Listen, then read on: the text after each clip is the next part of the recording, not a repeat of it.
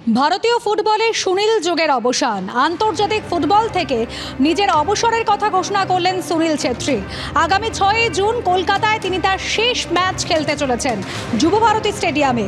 6 June বিশ্বকাপের যোগ্যতা অর্জন পর্বে কুয়েতের সঙ্গে ম্যাচ রয়েছে, ভারতের ম্যাচ রয়েছে এবং সেই ম্যাচই তার শেষ ম্যাচ হতে চলেছে।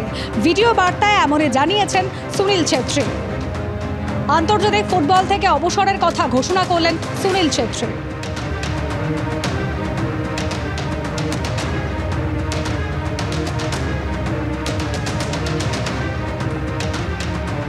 সৌমিত্র রায় আমাদের প্রতিনিধি এই মুহূর্তে রয়েছেন আমাদের সঙ্গে টেলিফোন লাইনে। সৌমিত্র, ভারতীয় ফুটবলের লেজেন্ড, জল্পনা একটা ছিলই, এবার একেবারে অবসরের কথা ঘোষণা করলেন সুনীল ছেত্রী। একদমই, দেখো, অবসরের কথা ঘোষণা করে দিলেন। তিনি তার এক্স হ্যান্ডেলে আজকে অবসরের কথা ঘোষণা করেছেন। সুনীল ছেত্রীর অবসর মানে অনুষ্কা বলতে হয় ভারতীয় ফুটবলে একটা যুগের অবসান।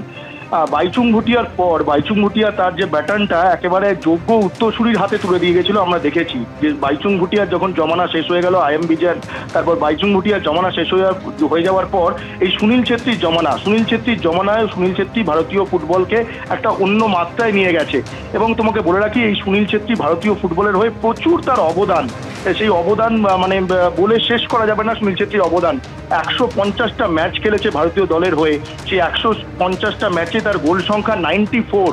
তোমাকে যদি বলে রাখি, 94 গোল সংখ্যা একটা অনন্য মাইলস্টোন। কেন সেই মাইলস্টোন? কারণ যদি আমরা দেখি আন্তর্জাতিক গোল স্কোরারের তালিকায়, সর্বোচ্চ গোল স্কোরারের তালিকায় সুনীল ছেত্রী 4র্থ স্থানে রয়েছে। প্রথমে রয়েছে ক্রিশ্চিয়ানো রোনাল্ডো, তারপর রয়েছে আলী দাই, তারপর রয়েছে লিওনেল মেসি, তার ঠিক পরেই লিওনেল মেসির পরেই যে নামটা উচ্চারিত হয় সেটা হচ্ছে সুনীল ছেত্রী।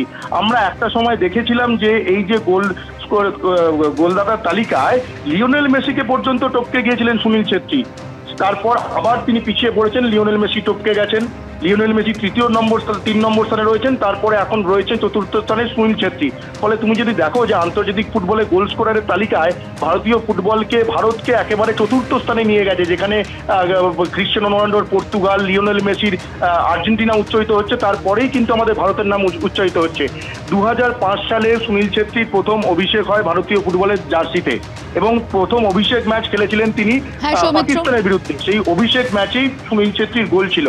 তারপরে দীর্ঘ 19 বছর তিনি জাতীয় দলের জার্সি হয়ে খেলেছেন এবং ভারতীয় ফুটবলকে একেবারে দুহাত উজাড় করে দিয়েছেন সুনীল ছেত্রী। ধন্যবাদ সৌমিত্র। ভারতীয় ফুটবলে সুনীল যুগের অবসান। আন্তর্জাতিক ফুটবল থেকে নিজের অবসরের কথা ঘোষণা করলেন সুনীল ছেত্রী। আগামী 6 জুন কলকাতায় তিনি তার শেষ ম্যাচ খেলতে চলেছেন যুবভারতী স্টেডিয়ামে। 6 জুন বিশ্বকাপের যোগ্যতা অর্জন পর্বে কুয়েতের সঙ্গে ম্যাচ রয়েছে, ভারতের ম্যাচ রয়েছে এবং সেই ম্যাচই তার শেষ ম্যাচ হতে চলেছে। ভিডিও বার্তায় এমনই জানিয়েছেন সুনীল ছেত্রী।